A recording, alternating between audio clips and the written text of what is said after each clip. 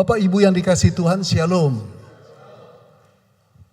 Bapak Ibu yang dikasihi Tuhan dan saudara-saudara yang belum jadi Bapak Ibu. Ya, perkenalkan nama saya Beni Solihin. Saudara, saya seorang pendeta yang di dalam pelayanan saya lebih banyak dihabiskan untuk menjadi dosen, mengajar. Saya cuma 5 tahun di jemaat di awal pelayanan saya di kota Bandung. Lalu dipanggil pulang oleh alma mater, lalu melayani di sana 20 sampai 25 tahun begitu. Dan sekarang sudah emeritasi. Emeritasi itu bahasa teologi yang keren.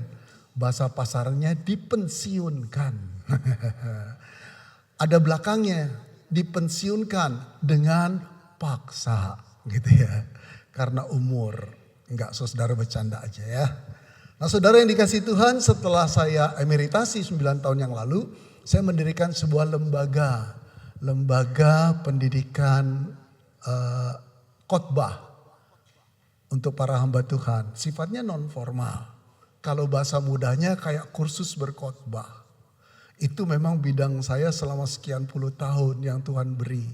Dan bukan cuma bidang dalam pendidikan saya menempuh bidang itu, tapi juga beban yang manis yang Tuhan taruh. Saya senang sekali mengajar yang namanya preaching atau berkhotbah. Nah, saya diberi juga bekal oleh Tuhan selama puluhan tahun tiap minggu itu berkhotbah keliling-keliling. Saya mau katakan pada saudara, enggak mudah loh saudara. Kadang-kadang jatuh bangun, kadang-kadang frustrasi mempersiapkan khotbah. Saya ngerti susahnya. Nah, pengalaman itu saya bagikan kepada para hamba Tuhan. Yang mau belajar tentu saja dan juga yang merasa perlu di-upgrade. Disitulah saya menemukan makna diri saja setelah pensiun. Jadi saya tetap aktif. Ya, nah Pak Yung itu sama, berasal dari seminari yang sama. Seminari Alkitab Asia Tenggara. Tempat saya belajar, akhirnya saya mengajar di sana. Ya, kami dibentuk di sana. Puji Tuhan, sampai sekarang seminari itu barangkali sudah menghasilkan hampir 2.000 orang kali ya. Hampir 2.000 orang hamba Tuhan. Pasti beberapa saudara kenal. Ya, dari seminari yang kecil itu. Nah saudara yang dikasih, saya mempunyai dua orang putra. Seorang istri yang juga jadi dosen di seminari Alkitab Asia Tenggara atau SAAT. Sekarang masih jadi dosen. Suaminya sudah pensiun. Itulah ruginya kalau married sama suami yang lebih tua. Saudara yang dikasih Tuhan, saya berasal dari Jakarta. Lahir di Jakarta, dibesarkan di Jakarta. Kemudian kerja 8 tahun, baru umur 30 masuk seminari Alkitab Asia Tenggara. Ya, walaupun orang berkata sudah telat ya, umur 30. Tidak ada yang telat bagi Tuhan. Ya, hari ini saya ingin bicara satu topik. Hidup dalam misi Allah. Dari panggilan Yeremia, kita baca ya. Yeremia 1 ayat 4 sampai dengan 10. Inilah kisah Yeremia yang dikisahkan sendiri waktu Allah itu datang memanggil dia. Ayat 4. Firman Tuhan datang kepadaku bunyinya. Sebelum aku membentuk engkau dalam rahim ibumu, aku telah mengenal engkau. Dan sebelum engkau keluar dari kandungan, aku telah menguduskan engkau. Aku telah menetapkan engkau menjadi nabi bagi bangsa-bangsa. Maka aku menjawab, Tuhan Allah, sesungguhnya aku tidak pandai bicara, sebab aku ini masih muda. Tetapi Tuhan berfirman kepadaku, janganlah katakan aku ini masih muda. Tetapi kepada siapapun engkau kuutus, haruslah engkau pergi. Dan apapun yang kuperintahkan kepadamu, haruslah kau sampaikan. Janganlah takut kepada mereka, sebab aku menyertai engkau. Aku melepaskan engkau. Demikianlah firman Tuhan. Lalu Tuhan mengulurkan tangannya dan menjamah mulutku. Tuhan berfirman kepadaku, sesungguhnya aku menaruh perkataan-perkataanku ke dalam mulutmu.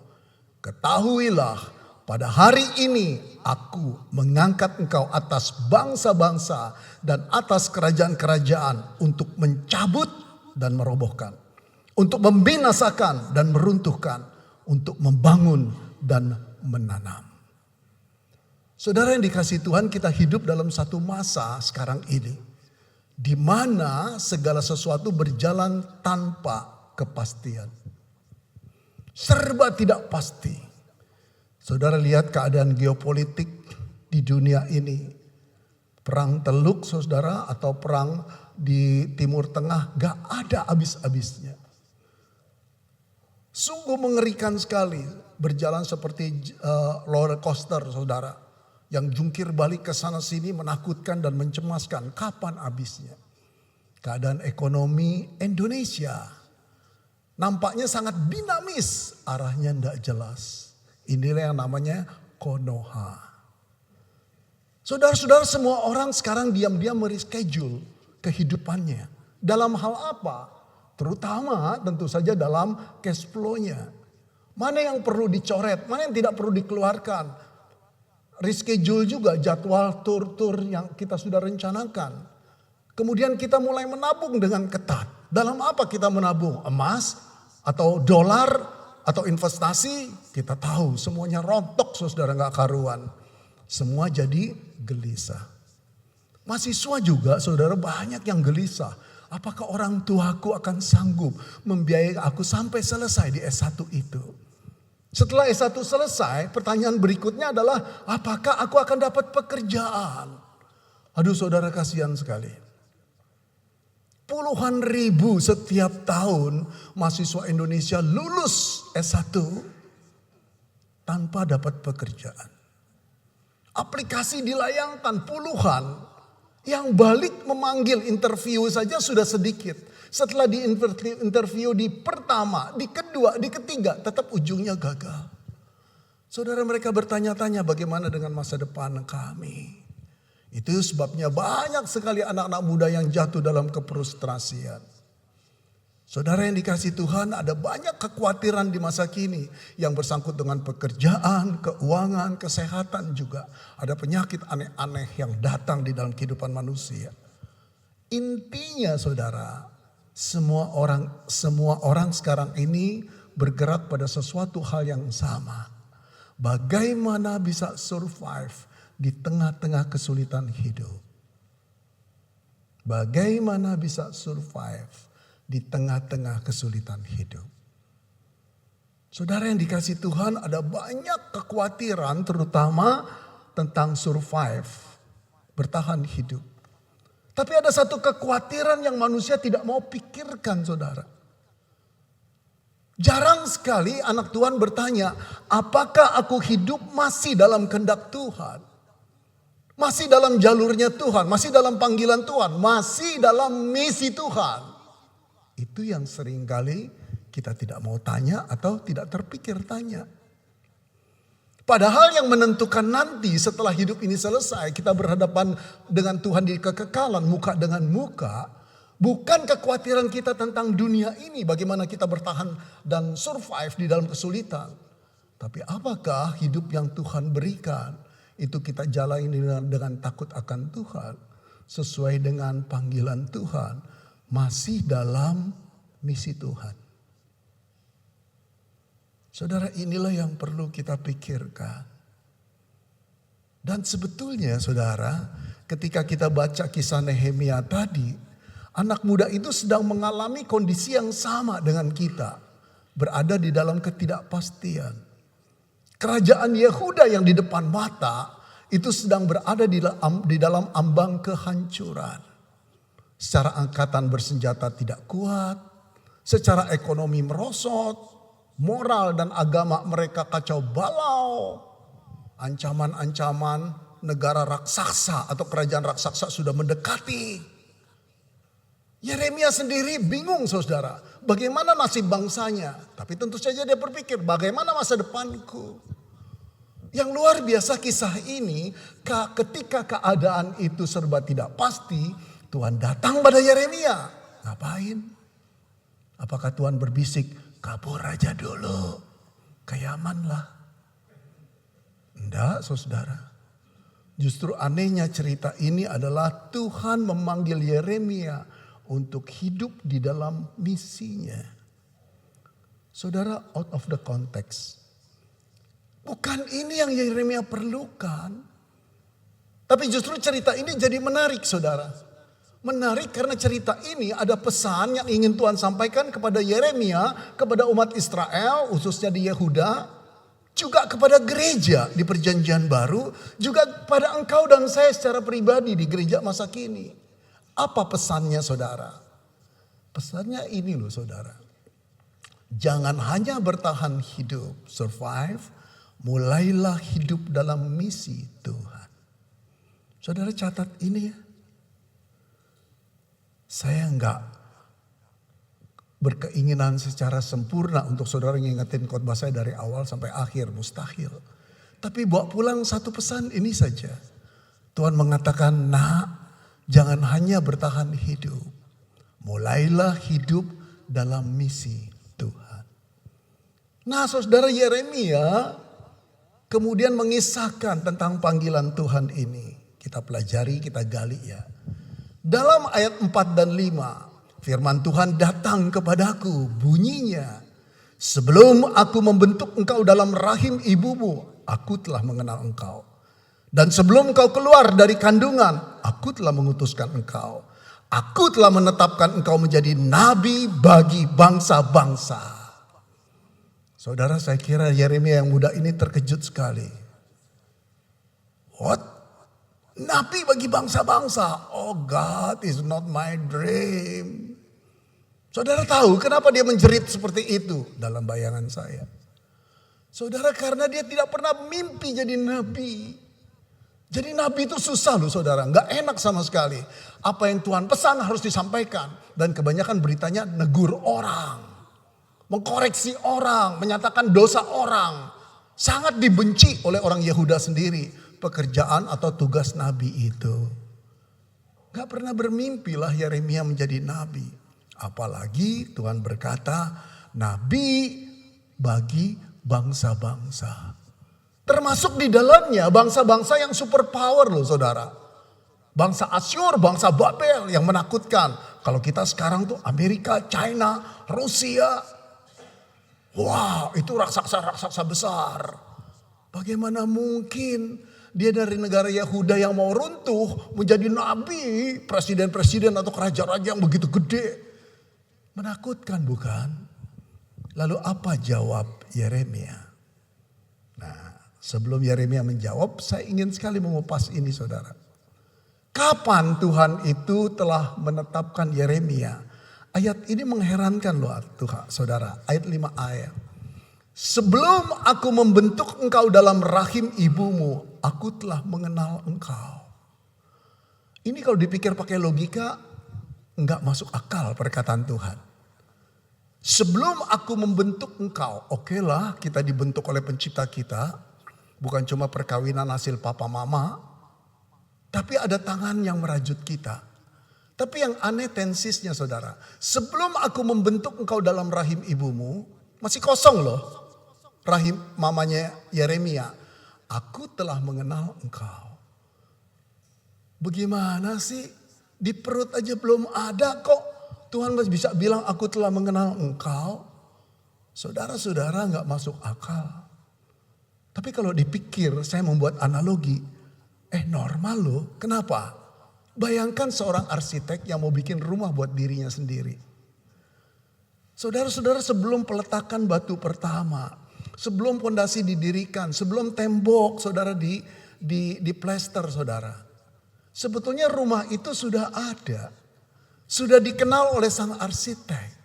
Bahkan sampai yang pernak-pernik nanti jendelanya madep mana. Lalu di belakang rumah ada tanaman, bukan asal tanam, pohon-pohon apa. Kemudian sofanya nanti taruh di mana, bentuknya gimana, ordennya berwarna apa, sudah ada di pikiran sang arsitek.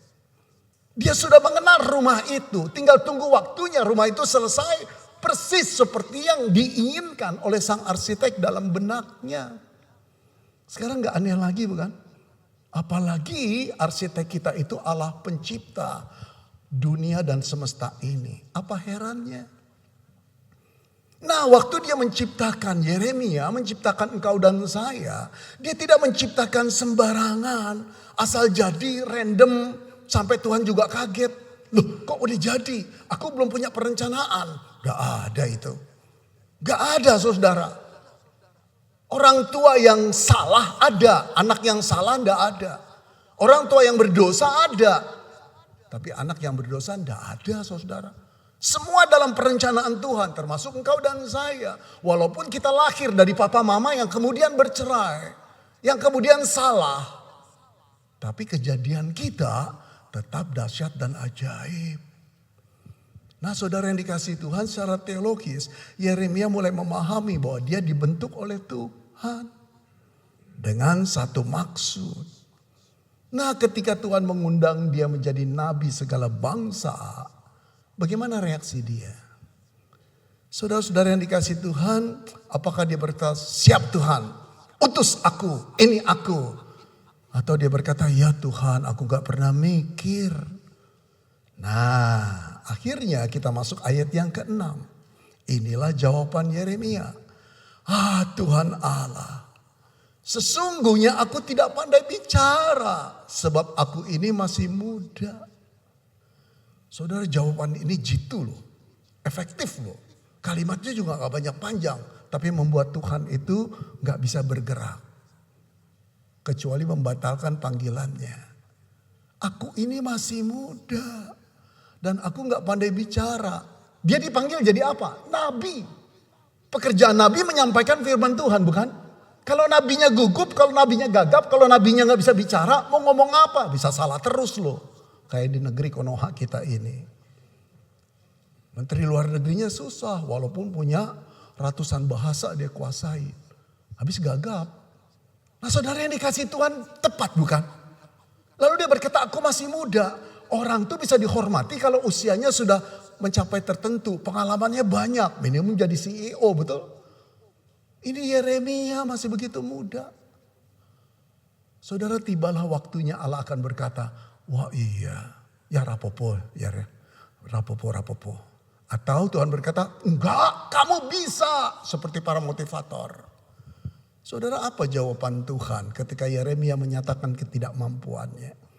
Yeremia berkata begini, jangan katakan aku ini masih muda.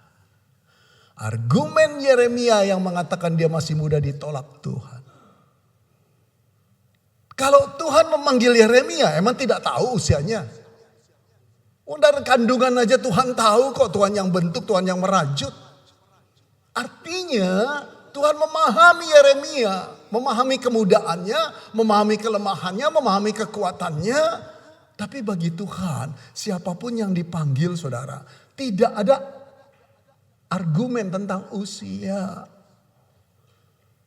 Saudara-saudara, Abraham dipanggil usia tua. Musa lebih tua lagi dari Abraham, 80 tahun. Tapi Samuel, Daud, Daniel, Nebukadnezar, Belsasar, saudara, itu semua dipanggil dalam usia muda.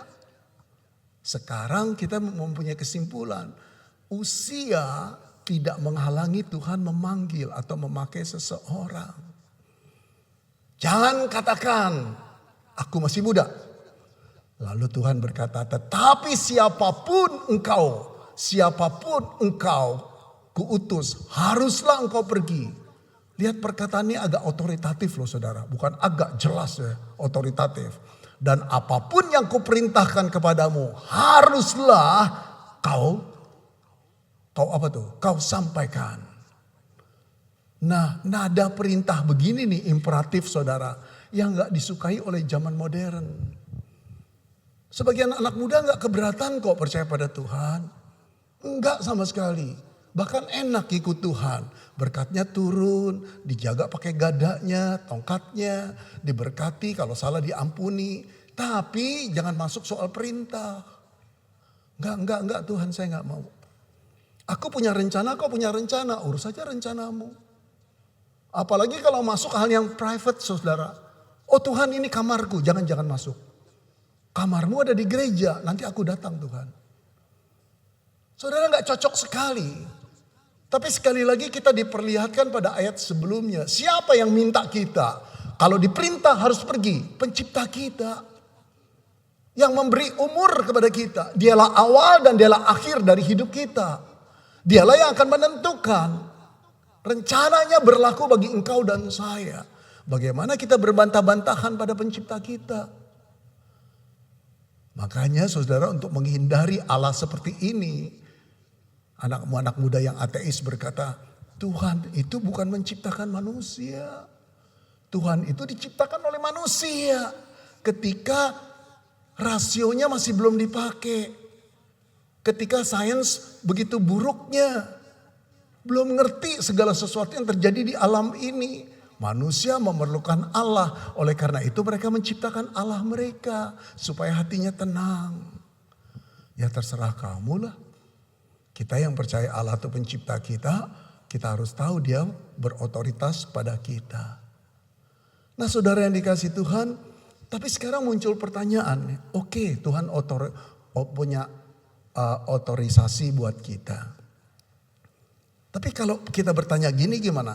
Kalau memang benar Yeremia itu tidak siap. Yeremia itu memang tidak sanggup. Apakah harus dipaksa? Saya mau melakukan misi Pak. Tapi kalau saya memang gak ada modalnya. Gak ada talentanya. Gak ada kemampuannya. Gimana Pak? Nah saudara, sekali lagi saudara. Waktu pertanyaan yang nampaknya cerdas itu ketika diajukan ke Tuhan. Kita merasa betapa bodohnya. Emang Tuhan bisa salah pilih orang? Emang Tuhan gak tahu kelemahan-kelemahan orang yang dipanggilnya? DNA-nya aja dia yang susun kok. Dia yang ciptakan kok. Dan yang terakhir saudara. Emang dipikir kalau kita dipanggil kita gak punya kemampuan, dia tidak bisa melengkapi. Nah justru di sini nih saudara, ayat ke-8. Tuhan berkata begini. Sebab aku menyertai engkau. Ketika Yeremia masih merasa diri muda, tidak pandai bicara, aku akan menyertai engkau. Dilengkapi Yeremia, disentuh mulutnya saudara. Lalu ditaruh firman Tuhan di mulut bibir lidahnya. Saudara, Allah bukan cuma memanggil, tapi Allah menyertai. Allah memperlengkapi.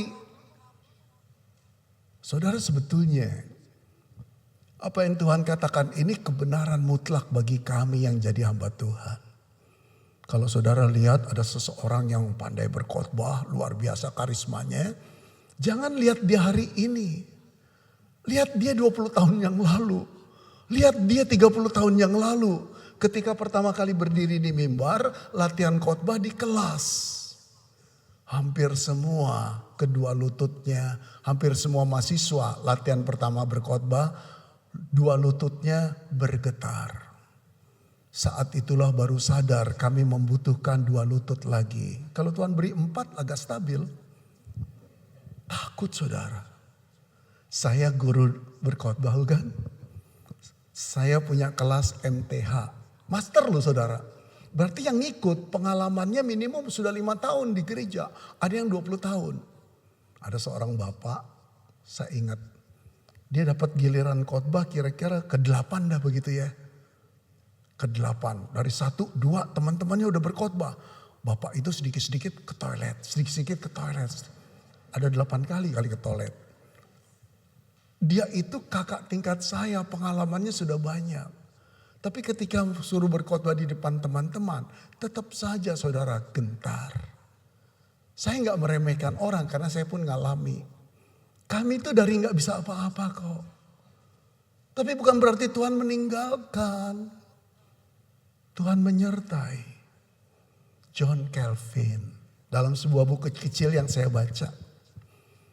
Dikatakan ketika John Calvin naik mimbar, dia selalu berdoa. Waktu saya baca gemeteran saya. Come Holy Spirit, come. Seorang tokoh yang punya kecerdasan menafsir Alkitab dengan ketepatan yang luar biasa, memahami doktrin-doktrin yang begitu dalam, ketika naik mimbar tetap berdoa, "Come Holy Spirit, come." Saudara lihat ketakutan dan kegentarannya, kebergantungannya. Sama ketika Paulus untuk datang ke Korintus mengabarkan Injil kepada orang-orang kafir. Dia berkata, "Aku datang kepada kamu dengan takut dan gentar." Bukan gentar terhadap manusia. Gentarnya adalah ketika beban yang diberikan Tuhan, kepercayaan yang diberikan Tuhan itu terlalu berat. Mustahil seorang anak manusia bisa mengabarkan Injil. Apa Injil? Kabar bahwa Allah menjadi manusia dan mati terkutuk di sana untuk pertebusan. Siapa yang mau percaya kepada berita sebodoh itu? Siapa yang mau percaya bahwa itu Mesias? Gak akan ada hasilnya berita itu kecuali ada pengurapan Roh Kudus, bukan? Jadi saudara, Tuhan berkata, "Aku akan menyertai kamu." Ini jaminan. Ini jaminan. Lalu kita lihat lagi saudara. Bukan cuma janji, langsung menjamah mulutnya, memperlengkapi. Kita lihat ayat ke-10. "Ketahuilah bahwa pada hari ini," Tuhan berkata, "Aku akan mengangkat engkau," anak muda yang yang masih muda dan tidak pandai bicara, "atas bangsa-bangsa dan atas kerajaan-kerajaan." Bukan tiba-tiba timbul kemampuan Yeremia, bukan. Tetapi Allah yang mengangkat dan mentabiskannya. Inilah orang yang ditabiskan Tuhan, saudara-saudara. Saya kadang-kadang heran lihat mahasiswa saya waktu muda, apalagi tingkat 1, saya masih ingat. Begitu polosnya, tidak ada wibawa, diketawain. Tapi tunggu 5 tahun, 10 tahun kemudian ketika dia sudah ada di jemaat. Saya sampai kagum, keren ya. Kepemimpinannya, wibawanya, bukan teriak-teriakin orang. Begitu ngomong saya lihat semua majelis natap dia. Dari mana itu? Tuhan. Tuhan akan memberikan kelengkapan kepadamu dan kepadaku. Sesuai dengan kebutuhan kita. Dan saudara-saudara, Yeremia mempunyai ketakutan. Dia takut gagal, dia masih muda. Tapi tahukah saudara? Anak Allah yang bernama Yesus itu pernah datang ke dalam dunia membawa Injil, berita baik. Dia mengajarkan nilai-nilai kerajaan Allah dan dia mengajarkan bahwa penebusan itu hanya bisa dilakukan dengan pengorbanannya, dengan kematiannya, saudara-saudara. Kemudian dia wujudkan itu, dia mati di kayu salib demi keampunan dosa manusia termasuk engkau dan saya. Dia mati dikubur, hari ketiga bangkit, kemudian dia menampakkan diri kepada banyak orang. Dalam 40 hari. Lalu dia naik ke surga. Tapi sebelum dia naik ke surga. Dia memberikan satu perintah kepada murid-muridnya. Karena itu pergilah. Jadikanlah seluruh bangsa muridku. Wow. Ini perintah khususnya diberikan kepada 12 orang. Bukan? Dikurang Yudas. Ditambah Matias. Saudara yang dikasihi Tuhan, kenapa berita ini penting? Inilah tujuan Yesus naik ke kayu salib. Agar seluruh bangsa menjadi muridnya dia. Diawali dengan berita Injil. Bahwa dia telah mati bagi manusia yang berdosa. Sehingga setiap orang yang berada di dalam Kristus tidak lagi berada dalam hukuman. Tetapi dalam kasih karunia Tuhan. Dan itu saudara dibebankan kepada 12 orang yang telah diselamatkan Tuhan. Yang tadinya penakut, pengecut, orang yang lari dan mengkhianati Yesus. Kasih karunia-Nya memulihkan mereka. Tapi tahukah saudara, bukan cuma 12 orang. Tapi di sana ada orang-orang yang lain. Ada 500 orang yang lain. Saudara, berarti berita dan tugas ini bukan cuma pada 12 orang. Tapi untuk setiap engkau yang pernah berhutang atas darah Kristus. Saudara, terkadang saya pikir kenapa ya kita harus mengabarkan Injil? Karena dengan Injil kita pernah diselamatkan. Dan itu satu kehormatan loh saudara. Jadi utusan Tuhan membawa kabar baik satu kehormatan. Tapi tergantung saudara melihat nilai Injil itu luar biasa gak? Saya mau buat cerita. Seandainya ada seorang bapak. Hutang di banknya sudah besar. Dan dia stres sekali. Debt collector selalu menteror dia. Dari cara halus sampai kasar, mau membunuh, datang ketok-ketok pintunya. Waduh, kemudian ada kabar bahwa di bank datang seseorang kaya raya yang menitipkan uang begitu besarnya. Siapa yang mau dilunasi tinggal datang, bawa surat hutangnya. Saudara, banyak penduduk yang tidak mau percaya. Satu desa itu ngutang semua sama bank ini. Tapi yang percaya ternyata oke kok, kelar kok. Paid semua. Dia datang. Lunas. Aduh, dia sampai terheran-heran. Jalan tuh pulang langkahnya ringan. Ayo, terka apa yang terjadi pada kakek tua ini, pada bapak ini. Setelah dia tua, dia tetap mengingat hutang yang dibebaskan. Ketemu orang cerita. Kamu pernah dengar gak cerita saya? Cerita apa pak? Hutang saya dibebaskan. Udah 17 kali pak. Dia datang lagi pada anak-anak lagi main gundu. Anak-anak desa. Cuk, dengerin cerita kakek. Pernah gak kakek cerita bahwa hutang kakek dibebaskan? Udah 27 kali kek. Bosan. Kenapa gak bosan-bosan saudara? Karena dia mengalami pembebasan. Jadi dia ingin sekali terus menyaksikan.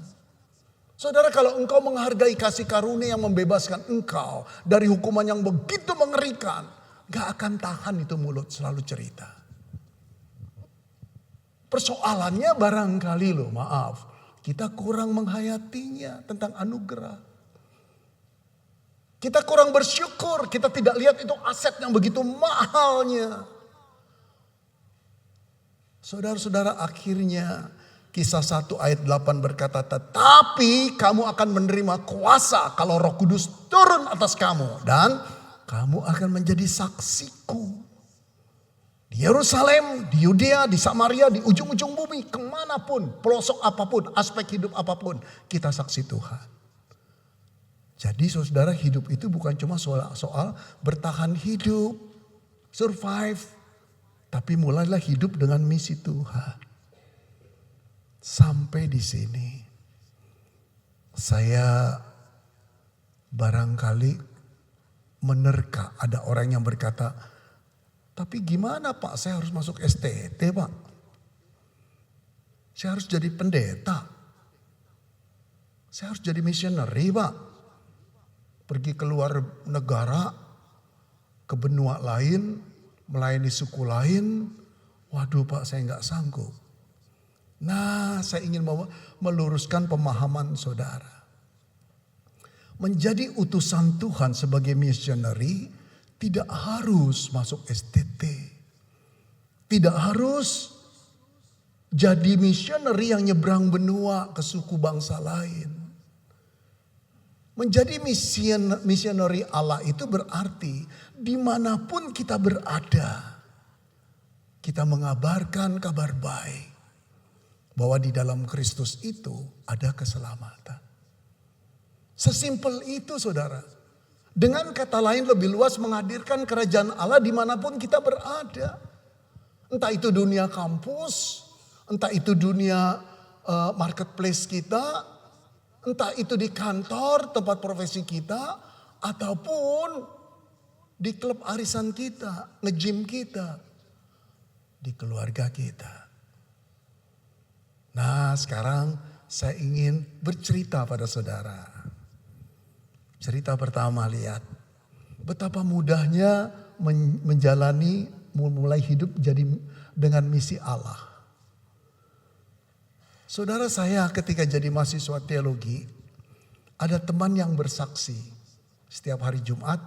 Siapa yang mau bersaksi tentang panggilannya, pertobatannya silakan. Nah, teman saya ini bersaksi begini. Dia berkata dia lahir dari keluarga yang bukan Kristen. Ekonomi papanya, mamanya itu boleh dibilang kurang sekali. Nah, dia dengan 3 adik hidup dalam kesederhanaan papa mamanya. Di depan, di seberang rumahnya ada seorang tante lajang. Dia tahu orang Kristen. Sebab suka pergi kalau hari Minggu ke gereja atau putar lagu-lagu rohani. Yang luar biasa tante itu setiap kali pulang gereja selalu mampir ke rumah mereka. Bawa bakpao. Itu kunci. Kata kuncinya. Pegang ya, bakpao. Saudara, apa yang diperbuat tante itu? Setiap kali pulang ketuk pintu, bakpao pasti datang. Karena itu kalau sudah jam-jam mau pulang, kami sudah ngintip di pintu katanya. Ya, begitu pintu diketok oleh tante bakpao, kami siap lari. Mama sampai bilang, jangan masuk ke dalam, bikin malu aja. Tapi hati kami berdebar-debar. Karena makan bakpao itu belum tentu papa mama bisa belikan. Saudara-saudara, akhirnya terjalin persahabatan. Satu kali habis tante itu kasih bakpao, pulang gereja kan. Tante itu bertanya, anak-anak, kamu kalau minggu kemana? Nggak kemana-mana tante. Ikut tante saja ke sekolah minggu. Apa itu tante? Kami nggak ngerti sekolah minggu karena kami bukan orang Kristen. Saudara-saudara, sekolah minggu dia berkata, itu nyanyi, senang sekali. Itu dengar cerita. Cerita apa tante? Cerita Tuhan Yesus. Wih, seru. Terus kami natap mami. Tante bakpao bilang begini, boleh ya Ci ya, anak-anak saya ngajak sekolah minggu, pasti mami gak kasih. Kenapa? Agamanya lain. Tapi jangan lupa perut mami sudah kebanyakan bakpao. Gak bisa nolak. Lalu berkata terserah anak-anak lah, kalau anak-anak mau silahkan saja. Mana bisa kami berkata enggak, kami senang ikut tante itu. Boleh Ci, boleh tante, minggu depan ya. Saudara tahu teman saya yang bersaksi itu. Tante itu mungkin tidak pernah terpikir tentang tindakannya melakukan kasih Yesus membawa bakpao. Tapi teman saya berkata, itulah pertama kali saya masuk sekolah minggu dan mendengar nama Yesus. Tante itu gak pernah tahu tindakannya membawa 4 anak-anak ke sekolah minggu akan berujung salah satu anak itu menjadi pendeta. Dan kelak dia yang sahabat saya punya 1000 jemaat. Saudara, itulah misi. Semudah itu. Bangku-bangku kosong di gereja ini merupakan panggilan Yeremia. Panggilan engkau juga. Panggilan kita semua. Ketemu orang gak usah cerita-cerita yang terlalu rumit kok. Apalagi teman lama kita. Gue heran lu bisa sampai kayak gini. Gue juga heran. Kenapa Ben bisa gini? Gue kasih tahu lu ya. Lu kan tahu brengseknya gue. Gak ada yang bisa berubah. Tapi satu kali disitulah engkau memamerkan kasih Kristus. Ujung-ujungnya ayo ikut gue. Segampang itu saudara-saudara. Ngomong sama orang mulai dari manapun ikutin ngomongan dia. Begitu ada kesempatan bicara Yesus, kasih tahu. Bahwa kita dirubah oleh Yesus. Bahwa dia disayangi Yesus. Lalu berkata ikut ke gereja yuk. Saudara mau gak kalau ngajak orang ikut ke gereja kemudian minggu depannya saudara jemput. Saya jemput ya. Gak susah kok. Saya pernah jemput seorang anak muda berkata gini. Pak Benny jemputin papa mama dong. Ajakin dong. Kami kangen deh papa mama kenal Yesus. Udah aktivis, pianis, guru sekolah minggu, anak-anaknya 3. Saya sama istri terus jemputin. Kebetulan kami satu perumahan. Belasan kali sampai mereka berkata, udah jangan dijemput lagi, kami bisa datang sendiri Pak Benny. Saudara tahu, mereka jadi orang Kristen yang keren di kelak kemudian hari. Sampai menutup mata salah satunya. Menjadi penyambut gereja. Kalau saya masih datang ke Bandung, rasanya mereka pengen peluk saya. Ini Pak Benny yang jemputin saya. Tapi saya juga belajar dari banyak jemaat yang dipakai Tuhan. Gak susah kok. Kalau saudara belum mau jemput, bawa bapak dulu deh. Ya, oke. Jadi gampang hidup dalam misi bukan? Penuhilah bangku-bangku ini. Maksud cuma kita sih yang dengar kabar baik. Ada banyak orang yang frustrasi, yang mau bunuh diri. Kuncinya asal dia tahu Yesus juru selamat dan di hidupnya dikasihi. Dan Tuhan itu punya rencana yang indah. Dia akan tetap stay dan bertahan kok. Nah, sekarang saya mau masuk cerita kedua. Tetapi saudara, hidup dalam misi kadang-kadang membawa kita di dalam konflik. Harus kita akui. Kadang-kadang juga ada persekusi. Gak apa-apa, memang kalau itu harus kita terima. Saya mau kisahkan tentang seorang anak muda. Dia punya geng sejak sekolah SMA. Ini geng baik saudara, ada 10-11 orang. Setelah mereka lulus SMA, masuk ke universitas. Tapi mereka masih bertemu. Kemudian salah satu anak muda, anak Tuhan, sebetulnya mereka anak Tuhan nih saudara.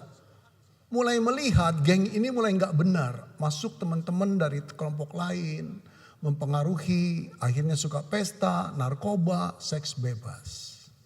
Sampai satu kali anak muda ini bergumul dan dia harus jujur. Dia gak bisa melakukan itu. Pada waktu di pesta, teman-temannya sudah narkoba, kamar masing-masing. Dia berkata, aku mau pulang. Saudara, teman-teman yang lain tuh marah sama dia. Aku gak bisa seperti ini. Sorry, aku gak bisa. Aku takut akan Tuhan. Kita juga semua anak Tuhan, dia bilang. Kita minggu ke gereja kok. Lu jangan sok suci, jangan sok alim lah. Semua orang juga begini. Enggak, aku mau pulang. Langsung dia pulang. Saudara, sejak itu putus hubungan dengan teman-temannya. 2 minggu tidak ada kontak, 2 minggu tidak ada sapaan. Dia merasa kehilangan. Tapi itu konsekuensi dia hidup untuk berpihak pada Yesus. Saudara-saudara, satu hari datanglah salah seorang teman di kelompok itu. Dia kaget. Loh, kamu datang ngapain? Bro, boleh gue masuk ke rumah lo? Boleh, dari dulu juga boleh kok. Terus temennya bilang begini, bro, gue mau temenan sama lo lagi. Kenapa? Dia bilang, sebab lo punya sesuatu yang gue gak punya. Gue merasa lo benar daripada teman yang lain. Gue mau temenan sama lo. Saudara, itulah misi. Menghadirkan nilai-nilai kerajaan Allah di tengah-tengah orang yang gak kenal. Gak punya standar. Sampai nanti mereka melihat keselamatan di dalam Kristus. Mau gak saudara? Ada tantangan. Kadang-kadang pengucilan. Kadang-kadang putusnya rekan bisnis. Kadang-kadang juga hasil daripada kita takut akan Tuhan. Bisa jadi kakak kita, adik kita salah sangka sama kita. Tapi kalau itu terjadi, bukan kita jahat sama mereka. Tapi karena kita memang mengasihi Tuhan. Jangan pikir Tuhan tidak menyertai kita. Dia akan memberikan kita hikmat, bijaksana bagaimana harus bertindak. Terakhir. Saya ingin menceritakan kisah seorang anak muda yang punya sangkut paut dengan saudara. Langsung atau tidak langsung, sebetulnya dia ada sangkut paut dengan saudara. Saudara mulai heran ini, sopo orang ini. Saudara, dia seorang anak muda yang lahir di Shanghai 100 tahun yang lampau. Namanya Ji Chi-wen. Saudara, dia lahir dari keluarga miskin, ayahnya telah meninggal waktu dia kecil, adik-adiknya 3 juga ditinggal waktu mereka kecil. Mamanya, apa tugasnya saudara, kerjaannya? Menenun di dalam rumah dengan mesin jahit, dengan tangan. Dia berkata, saya sering sekali menyaksikan, menemukan mama di tengah malam masih menenun. Sering saya bangun, saya berkata, Ma, sudah malam, tidurlah. Kamu tidur dulu. Mama masih sedikit lagi akan bekerja. Aduh saudara sedih ya. Dia berkata, andai kata aku besar nanti, mama harus berhenti, aku yang membiayai. Saudara, Ji Chi-won anak yang cerdas, walaupun dia tidak kenal Tuhan. Setelah tamat SMA, karena bergaul dengan missionary, Inggrisnya bagus. Dia diterima di kantor pos di Shanghai, gajinya besar. Mamanya berhenti nenun. Adik-adiknya dia pelihara, ekonomi mereka bagus. Dalam satu kebaktian rohani, dia jelas suara Tuhan, tinggalkan semua, jadi hambaku. Saudara, entah dorongan dari mana dia berkata, aku datang ke depan, aku nangis, aku serahkan hidupku. Tapi setelah menyerahkan diri untuk menjadi hamba Tuhan, baru dia sadar problemnya dia. Kalau dia masuk STT, seminari, mamanya siapa yang pelihara? Adiknya siapa yang hidupi? Pulang dari rumah berhari-hari itu menghantui pikirannya. Dia bergumul terus. Tapi dia harus katakan kepada mamanya. Akhirnya satu malam dia bilang, Ma, boleh gak aku masuk STT? Maksudmu? Aku mau sekolah Alkitab. Jadi pendeta? Iya. Mamanya diam. Tidak marah. Mamanya cuma masuk kamar, nangis jadi-jadinya. Waduh, Ji Chi-won itu merasa salah sama mamanya. Dia dekati, mama marah ya sama aku. Enggak.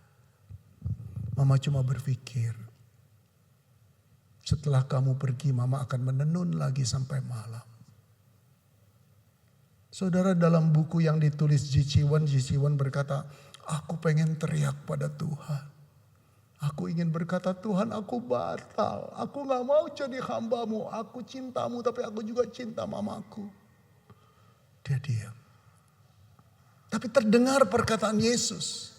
Barang siapa mengasihi aku lebih daripada mengasihi ayah ibunya, dia tidak layak mengikut aku.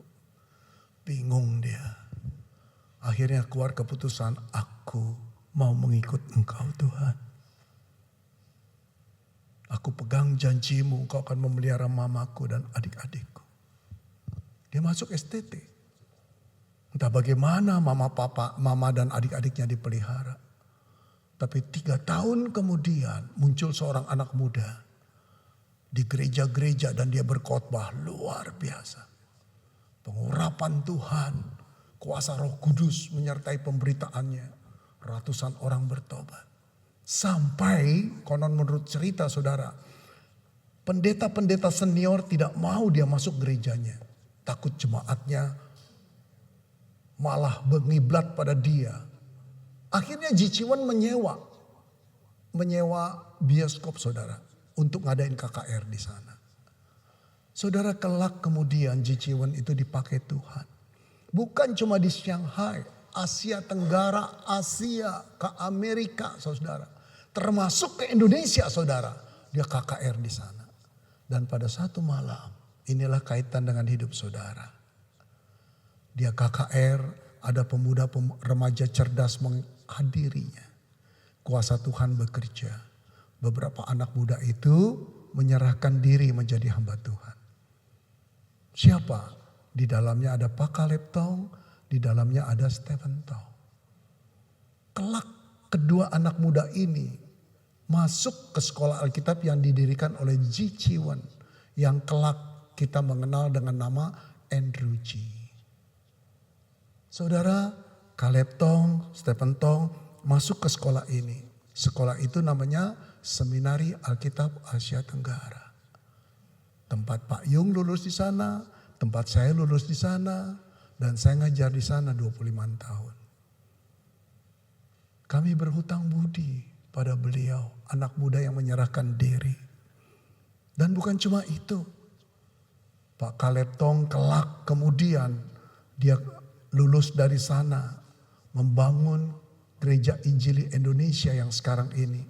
30.000 orang anggotanya sekarang ini. Ada banyak jiwa yang sudah dimenangkan. Kemudian mendirikan STTB bukan? Sekarang saudara lihat lagi Pak Stephen Tong. Satu hamba Tuhan yang diurapi masa mudanya cemerlang luar biasa. Mendirikan GRII, STTRII. Nah, apa kaitannya dengan saudara? Paling tidak hamba Tuhan yang saya sebutkan ini berdampak atau saudara pernah dengar mereka melayani dan berkhotbah. Hari ini saudara punya gembala Pak Yung. Yang juga sebetulnya kalau mau diurut-urut akarnya dari seorang anak muda. Yang bergumul antara mama, adik-adik dan panggilannya dalam bermisi. Saudara yang dikasihi Tuhan, kita tidak mengerti ketaatan kita hidup dalam misi itu akhirnya membuahkan seperti apa. Tapi Tuhan sering kali menyembunyikan hasilnya. Yang dia butuhkan ketaatan untuk berkata, ya Tuhan aku mau. Tapi kalau Jichiwan ditarik-tarik, pengaruh siapa saudara? Pengaruh para misioneri yang datang ke Tiongkok. Mengapa mereka pergi orang-orang Eropa datang ke Tiongkok? Karena mereka telah ditebus oleh darah Kristus. Karena anak Allah itu mau turun ke dalam dunia, naik ke atas kayu salib, menderita dan menerima murka Allah di sana atas hukumanmu dan hukumanku. Kita diselamatkan. Saudara, masihkah engkau berkeberatan? Atau berkata, Tuhan, here I am. Send me Lord. Mari, jangan cuma kita bertahan hidup. Tapi mulailah hidup dengan misi Allah. Mari kita berdoa.